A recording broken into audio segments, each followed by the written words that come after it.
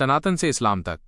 जब कुछ नहीं था तब भी केवल आप था, एक अनादि ध्वनि जिससे ब्रह्मांड की उत्पत्ति मानी जाती है, और ही वो कंपन है जिससे ऊर्जा, तत्व और सृष्टि का आरंभ हुआ। सनातन धर्म इसी आम से शुरू होता है, जिसे वैदिक धर्म, हिंदू धर्म या शाश्वत धर्म भी कहा जाता है। ये कोई धर्म नहीं, जीवन जीने की पद्धति थी जिसमें योग, तप, यज्ञ और करुणा थे।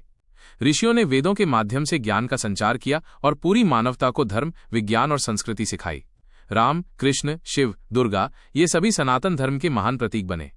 समय बीता और अलग अलग क्षेत्रों में लोगों की सोच, जीवन शैली और जरूरतें बदलती गईं।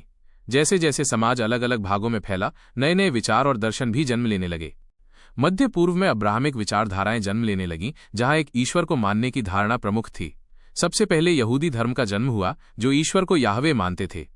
यहूदी धर्म के आधार पर ईसा मसीह का जन्म हुआ, जिन्होंने प्रेम और क्षमा का संदेश दिया। उनके अनुयायियों ने ईसाई धर्म की स्थापना की, जो बाइबल को मानते हैं। ईसा मसीह के लगभग 600 साल बाद अरब में पैगंबर हजरत मोहम्मद का जन्म हुआ। मोहम्मद साहब को अल्लाह से कुरान के रूप में संदेश मिला, जिसे इस्लाम कहा गया। इस्लाम का अर्थ होता है शांति और समर्पण, और इसके अनुयायी मुसलमान कहलाते हैं। इस्लाम में भी एक ईश्वर को माना जाता है, जिसे अल्लाह कहा जाता है। इस्लाम, ईसाई और यहूदी, इन तीनों को अब्राहमिक धर्म कहा जाता है, क्योंकि ये एक समान मूल विचार से निकले हैं। इन धर्मों की शुरुआत भारत से नहीं, बल्कि मध्य पूर्व के रेगिस्तानी क्षेत्रों से हुई, जबकि सनातन धर्म का मूल भारतवर्ष की मिट्टी और ऋषि परंपरा में रहा है।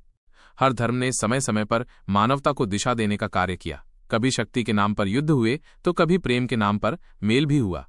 लेकिन आज जरूरत है कि हम सब ये समझें, सबका मूल सत्य एक है, बस रूप अलग है। धर्म बांटने के लिए नहीं, जोड़ने के लिए होना चाहिए। हम सबकी आत्मा उसी परम तत्व की अंश है, फिर चाहे कोई ए कहे, कोई ईश्वर, कोई गॉड या कोई अल्लाह।